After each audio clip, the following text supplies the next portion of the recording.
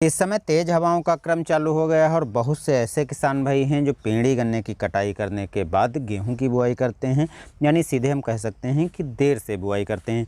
जिन किसान भाइयों ने गेहूं की देर से बुआई की है तो मार्च महीने में उन खेतों में बालियां निकलने का समय चालू होता है या बालियां निकल चुकी होती हैं। ऐसे समय में यदि हम सिंचाई करते हैं तो गेहूँ गिर जाता है, यदि सिंचाई नहीं करते हैं तो दाना कमज़ोर रह करके बैठ जाता है और उपज घट जाती है। इसके साथ साथ मार्च महीने में जो माहू है उसको लगने का भी खतरा बन जाता है और साथ में हम कुछ उर्वरकों को दें तो पैदावार भी हम बढ़ा सकते हैं। तो कौन से क्रम में कैसे हमको क्या करना है, आज की वीडियो में यही जानकारी दोस्तों हम लेकर आए हैं, जिससे आप इस जानकारी के माध्यम से अपने खेत में यदि देर से गेहूं की बुआई की है तो इन तरीकों को यूज करके आप देर से बुआई करने के बाद भी अच्छी खासी उपज ले सकते हैं। सबसे पहले दोस्तों आपको ध्यान रखना है कि इस समय आपको सिंचाई समय पर ज़रूर करना है। यदि नमी कम दिखाई पड़ती है तो आपको सिंचाई कर देनी है। सिंचाई करते समय सबसे महत्वपूर्ण ध्यान देना बात है कि आपकी गेहूं भी ना गिरे और सिंचाई भी आप आसानी से कर लें। तो जो शाम का समय होता है जब हवाएं धीमे हो जाते हैं या रात में भी आप सिंचाई कर सकते हैं और बहुत गहरी सिंचाई नहीं करना है, यानी हल्की सिंचाई करना है, जिससे कि रात में पूरा पानी जो है मिट्टी सोख जाए और खेत में पानी ना बचे, क्योंकि यदि अगले दिन खेत में पानी भरा रहता है तो फसल दूसरे दिन भी गिर सकती है। दूसरी चीज़, इस समय जो दाने बैठने की संभावना है तो इसके लिए दोस्तों आप 0050 जो है उर्वरक, इसको ज़रूर स्प्रे कर दें। जब सिंचाई करें उसके नेक्स्ट डे या अगले दिन इसको स्प्रे कर दें।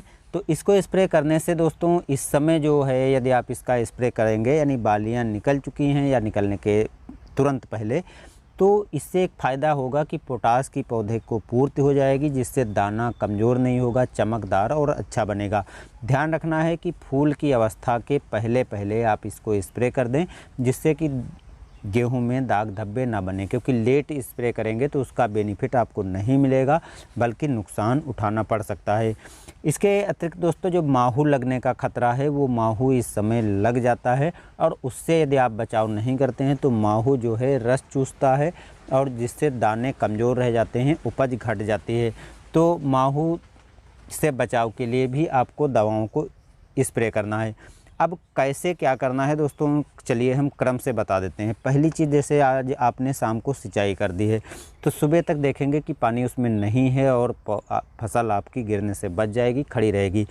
2 दिन के बाद आप देखेंगे कि पैर आसानी से जमा हो जाता है और जब पैर खेत में जमा होने लगे तो आप 0050 ले लीजिए और सीधे इसके साथ इमिडाक्लोप्रिड 17.8% वाली की 60 से 70 ग्राम मात्रा लें। अधिक मात्रा लेने से नुकसान होगा, क्योंकि बालियां निकलने की अवस्था में कोई भी आप कीटनाशक देते हैं यानी असर हमारे गेहूं में भी फैलता है, जिससे खाने वाले को नुकसान होता है। तो कम मात्रा में आप कीटों से भी बचाव कर पाएंगे और फसल को कम से कम नुकसान भी होगा, यानी जो नुकसानदायक तत्व होते हैं वो गेहूं में कम से कम पहुंचेंगे।